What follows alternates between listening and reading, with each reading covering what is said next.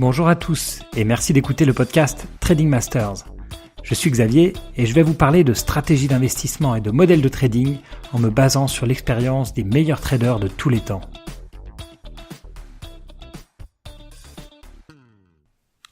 Bonjour à tous et bienvenue dans l'épisode 9 du podcast où on va parler des décisions absurdes.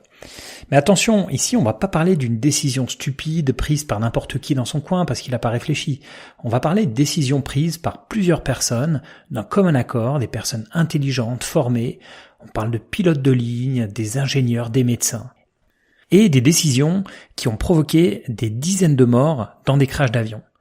Aux États-Unis, dans les salles d'opération, on compte environ 2000 erreurs d'identité ou de confusion entre le côté droit et le côté gauche par an. Et on compte plus de 10 000 cas pour toute la planète. Pour cet épisode, je me suis notamment inspiré du travail de Christian Morel, qui s'est spécialisé dans le sujet des décisions absurdes. Le premier cas qu'on va étudier, c'est un accident d'avion de British Airways. L'avion est un Boeing qui a 2 réacteurs et qui volait de Londres à Belfast.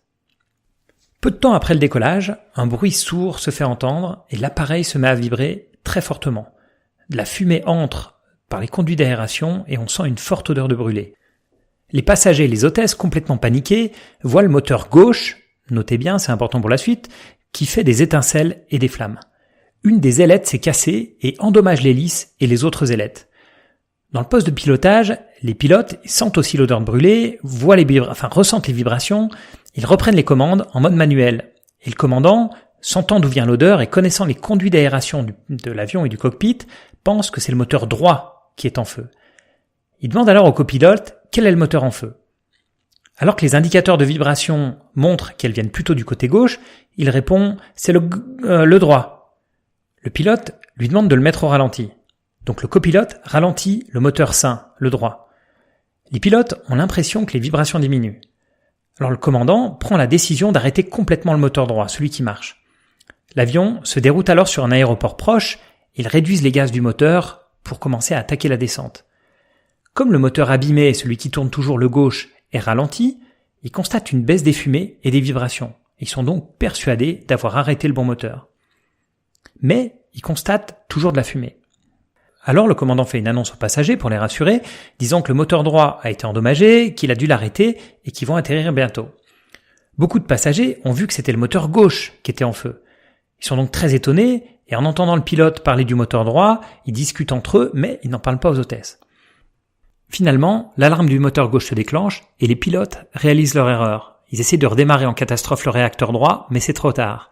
L'avion s'écrase et fait 47 morts. Quelles sont donc les principales erreurs de raisonnement des pilotes ? Tout d'abord, ils ont cru à un feu de réacteur, ce qui les a obligés à prendre une décision rapide et intuitive. Or, il y a bien eu de la fumée et une odeur de brûlé, mais elle venait du frottement entre les ailettes et le rotor. C'était pas un vrai feu de réacteur et en fait, ils disposaient de plus de temps qu'ils pensaient pour réagir. Enfin, les pilotes et notamment le commandant pensaient que l'indicateur de vibration était un instrument peu fiable. Le commandant avait l'expérience d'avion qu'il avait piloté dans le passé, dont l'indicateur de vibration ne marchait pas. Or, selon l'enquête, c'était pas le cas dans cet appareil et il donnait la bonne indication. Troisième point, le pilote a pensé que le réacteur défectueux était celui de droite, à cause de la provenance des fumées. Or, sur ce modèle d'appareil, la distribution des conduites d'air était différente et inversée, mais le pilote ne savait pas. Les pilotes n'ont pas cherché à vérifier leur choix pendant les 20 minutes qui se sont écoulées entre le premier bruit et le crash. Je sais bien qu'il n'y a pas de rétroviseur sur un avion, mais ils n'ont jamais vérifié ce point crucial. C'est important de noter que les pilotes ont fait preuve de calme et de maîtrise de soi, ils n'ont jamais paniqué. Donc l'origine du mauvais choix, c'est bien un problème de raisonnement plus que de stress. En fait, pour résumer, le problème, c'est que ces 2 experts se sont basés sur des suppositions plus que sur des faits. Et comme ils sont tous les 2 experts, ils ont interprété le silence de l'autre à chaque fois comme une acceptation et une validation, sans jamais la valider par des vérifications précises. On va rester maintenant dans le domaine aérien, pour un des accidents les plus mystérieux de l'histoire. Il s'agit d'un vol d'United Airlines de New York à Portland. Avant d'atterrir, les pilotes enclenchent la sortie du train d'atterrissage. Ils entendent des bruits un peu inhabituels, et si le témoin de sortie du train avant s'est bien allumé, celui du train principal ne s'est pas allumé correctement. Il reste alors un peu plus d'1 heure de carburant. Ils informent donc le centre de contrôle aérien et commencent à tourner autour de l'aéroport. Pendant une demi-heure, il procède aux vérifications pour s'assurer que le train est correctement sorti. Le copilote se rend dans la cabine des passagers et observe avec une lampe torche les témoins qui sont sur les ailes et qui indiquent le positionnement du train d'atterrissage. Et il montre qu'il est bien sorti. Le copilote explique alors au commandant que le train principal lui semble correctement abaissé et verrouillé. Pendant ce temps, l'appareil continue à tourner dans le ciel de Portland autour de l'aéroport. Les pilotes expliquent ensuite à la tour de contrôle qu'ils vont laisser aux hôtesses le temps suffisant pour préparer les passagers à une évacuation d'urgence, au cas où le train ne soit pas réellement sorti. 36 minutes se sont déjà écoulées depuis la sortie du train. Il reste 20 minutes de carburant. Pendant ces 20 minutes, les pilotes vont se focaliser sur la préparation des passagers à un atterrissage d'urgence, sécuriser les bagages, rappeler les consignes, et à la préparation des secours sur la piste, s'assurer que les pompiers sont bien en place. La gestion du carburant, qui reste un élément clé, va passer au second plan. Finalement, l'appareil s'écrase à plusieurs kilomètres de la piste, mais pas à cause du problème de train d'atterrissage, qui était en fait correctement positionné, mais en raison d'une panne totale de carburant, et le crash fera 10 morts. Le processus de décision dans un cockpit est analysé de près à la NASA, et ils ont constaté que le fait d'avoir vécu des expériences en commun conduit parfois à l'équipage à voir la situation de façon similaire, mais incorrecte. Et ils ont une plus grande confiance en eux et dans cette vision fausse à cause de leur nombre. Par exemple, si l'équipage a fait un exercice récemment sur un atterrissage d'urgence, ils auront tous un focus particulier sur la préparation au crash et penseront moins à la panne de carburant. Mais en fait, que le train d'atterrissage soit sorti ou non ne change pas le fait qu'il faut atterrir sur la piste, avant le manque de kérosène. Dans le cas de Portland, l'officier mécanicien a pensé que le commandant de bord avait de bonnes raisons d'ignorer le niveau de carburant. Et pendant ce temps, le commandant a pensé que de toute façon, son second l'alerterait sur cette question si un problème survenait. Christian Morel, dans son livre, n'utilise non pas ces deux exemples, mais beaucoup d'autres exemples, et divise les intervenants en 3 rôles. Le manager, celui qui a un rôle hiérarchique, l'expert, le spécialiste, et enfin le candide. Le candide, c'est un participant qui n'a ni un rôle hiérarchique, ni une connaissance technique. Dans notre premier exemple du réacteur en feu, les conversations dans le cockpit, quand elles ont été écoutées et étudiées, montrent que la hiérarchie n'a pas vraiment joué un rôle, et qu'en fait c'était plus une discussion d'experts. Les passagers, qui étaient les candides, auraient eux aussi pu jouer un rôle, parce qu'ils avaient vu que c'était le moteur gauche, mais ils n'ont pas prévenu les hôtesses que le pilote s'était trompé. Dans l'exemple de la panne de carburant, l'erreur vient du manager, du commandant. L'expert, lui, aurait pu être un opposant, mais il a finalement été un suiveur.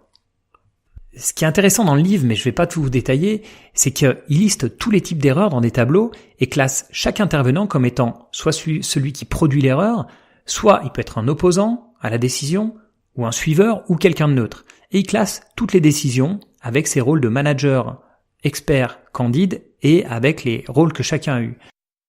Maintenant, quelles règles peut-on appliquer pour limiter ces décisions absurdes ? La première règle, c'est la collégialité.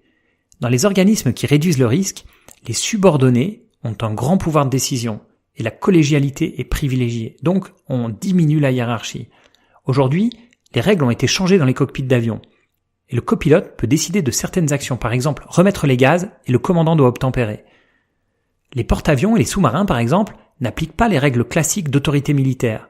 Et les experts peuvent facilement remettre en question l'autorité sur les questions de sécurité. Pour appliquer cette règle plus facilement et pour la mettre vraiment bien visible, les officiers de sous-marins qui partent en mission enlèvent leur galon. Autre exemple, sur une base aérienne, il y a une personne qui n'est pas le plus gradé et qui pourtant peut décider d'annuler tout le plan de vol. C'est l'officier de sécurité. Si on passe à l'univers de la chirurgie, les études montrent des résultats très proches. Dans un bloc, on va dire démocratique, où une infirmière peut dire au chirurgien qu'elle a vu un problème, parvient à un taux de mortalité inférieur à un autre où elle ne peut pas parler parce que c'est inconcevable de dire au chirurgien qu'il s'est trompé. Deuxième règle, le débat contradictoire. Toute délibération conduit à des effets pervers qui amènent des erreurs. On est tous programmés à privilégier la bonne entente du groupe plutôt que d'exposer les vrais problèmes qui fâchent. Dans une réunion où seule une partie des personnes parle, il y a une communication silencieuse où chacun va imaginer ce que pensent les autres, mais souvent en se trompant. En effet, l'organisation moderne se veut impersonnelle et rationnelle. On crie pas, on n'insiste pas, on ne montre pas ses sentiments personnels. Par exemple, un email ou un message d'alerte grave peut parfaitement, au niveau de la forme et du style, ressembler à un email de routine, parce qu'on veut rester politiquement correct. Donc on va toujours employer des mots feutré et avoir un style qui reste vraiment très standard. Autre fait, les acteurs jugent souvent qu'une alerte émise n'a pas besoin d'être répétée. Et cette forme de silence est à l'origine de cas célèbres d'erreurs collectives.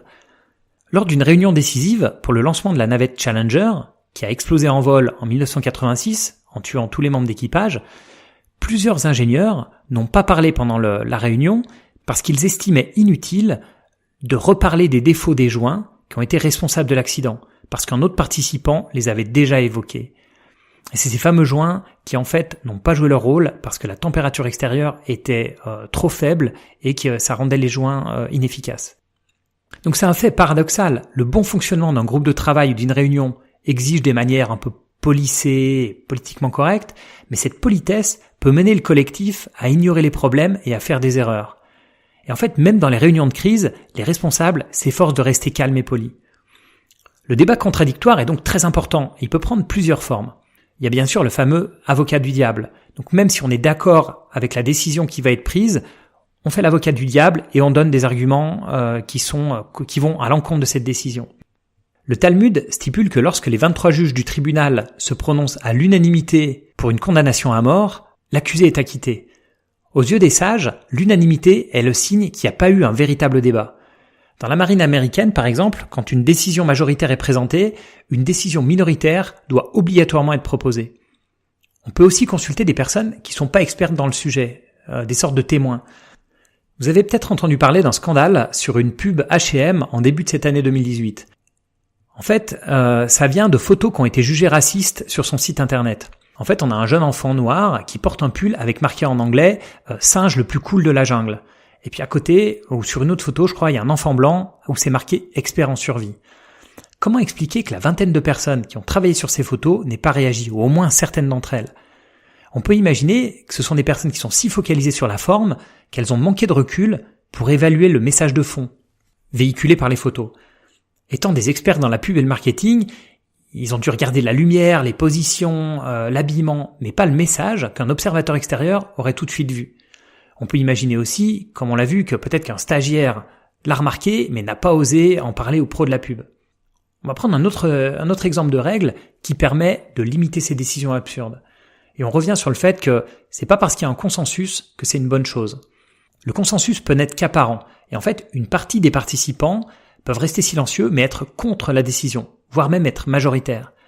Alors on peut bien sûr faire un tour de table, voire même un vote à bulletin secret. Autre point, on a constaté que les groupes où les communications sont courtes et fréquentes sont beaucoup plus fiables que les groupes avec des communications qui sont longues et peu fréquentes. On a comme exemple les briefings-débriefings qui sont devenus une pratique normale dans l'aéronautique. Ils ont aussi été testés en chirurgie et on a montré qu'ils baissent la mortalité médicale de manière importante. Autre point, la non-punition des erreurs. Donc des erreurs non intentionnelles. C'est aussi un élément clé de la fiabilité. Ce principe est devenu indispensable dans l'aéronautique à la fois civile et militaire. Bien sûr, le risque de punition dissuade les acteurs de faire part de problèmes. Or, c'est la remontée des problèmes qui permet d'éviter la reproduction des erreurs. Un autre point, c'est qu'en cherchant les coupables, on va identifier une seule cause, alors que l'erreur est la plupart du temps systémique et que plusieurs facteurs ou plusieurs personnes ou plusieurs processus sont à l'origine de cette erreur. Pour prendre l'exemple d'Air France, si les données remontées par les outils de mesure montrent un problème de pilotage, par exemple une vitesse anormale, un mauvais cap, etc., l'équipage est questionné de manière anonyme. Et s'il remonte les bonnes informations, il ne peut pas être sanctionné. Tous ces écarts, par rapport à un pilotage normal, sont ensuite fournis à tous les pilotes de manière anonyme pour qu'ils évitent de reproduire les mêmes erreurs. Ce principe de non-punition des erreurs se développe en médecine, mais il a beaucoup plus de mal à passer. On a tout d'abord les victimes, qui ont besoin d'un coupable pour faire le deuil quand il y a eu de mort de personnes. On observe aussi une résistance de la justice pénale, qui cherche des fautes derrière les erreurs. Pour moi, c'est clé de faire la distinction entre une erreur, donc qui n'est pas intentionnelle, et une faute, qui l'est. Par exemple, un pilote qui suit pas une procédure et qui fait pas une checklist parce qu'il a la flemme de le faire. Et enfin, on a une résistance du pouvoir politique, qui veut présenter des boucs émissaires au public. Un dernier point qui permet de limiter le risque, c'est adopter un langage sécurisé. Par exemple, confirmer qu'on a bien reçu un ordre, un peu avec le « oui chef » en cuisine. Ou alors, ce qui était anciennement un standard chez les brokers, quand les ordres de bourse se passaient par téléphone, qui est de répéter obligatoirement l'ordre qui nous a été transmis. Les anciens de la bourse, d'ailleurs, parlaient comme les Suisses ou les Belges, en disant 90 ou 80 pour éviter qu'un 90 se transforme en 10. Maintenant, est-ce que viser le risque zéro est le meilleur moyen de réduire les décisions absurdes ? Pas toujours. En matière de réduction du risque d'avalanche, il existe des méthodes qui consistent à analyser le manteau neigeux et à le tester. Résultat, la méthode est si compliquée, à la fois à apprendre et à mettre en œuvre, que malgré toutes les précautions, beaucoup d'accidents continuent à avoir lieu. Et en plus, comme elle a un côté scientifique, elle peut à tort laisser croire que son résultat est totalement fiable. Donc, des guides ont développé une méthode plus rudimentaire, donc une checklist assez basique, juste avec des oui ou des non, pour avoir un objectif moins ambitieux en apparence, c'est-à-dire ne pas avoir de risque zéro, mais uniquement un risque inférieur à celui qu'on a sur les routes. La recherche du risque zéro débouche sur des méthodes compliquées, difficiles à appliquer dans un monde complexe. Bien sûr, dans la plupart des décisions qu'on prend, on n'a pas un avion entre les mains. Mais ce qui est intéressant, c'est qu'on voit qu'il faut être prudent quand on est certain de prendre la bonne décision parce qu'elle nous paraît évidente. Il faut surtout pas hésiter à demander conseil, même à quelqu'un qui n'a pas de compétences dans le domaine. Si vous donnez votre CV à revoir à quelqu'un qui a la même expertise que vous, il va revoir les points techniques. Mais il n'aura pas forcément le recul pour vous dire que le format est illisible. Votre grand-mère, par exemple, elle peut ne rien comprendre au texte, mais avoir des remarques de bon sens sur la lisibilité du CV ou sur les fautes d'orthographe. Voilà, ce sujet a pu paraître un peu éloigné du trading et de l'investissement, mais en fait pas du tout. Car dans ce domaine, on ne fait finalement que prendre des décisions. Même ne rien faire et laisser dormir de l'argent sur son compte, c'est déjà une décision. Donc merci d'avoir écouté cet épisode jusqu'au bout. N'hésitez pas à le partager avec vos connaissances qui sont intéressées par les domaines de l'investissement ou du trading. J'ai pas encore choisi le thème du prochain épisode et je suis preneur de toutes vos idées. Voilà, merci beaucoup, à bientôt.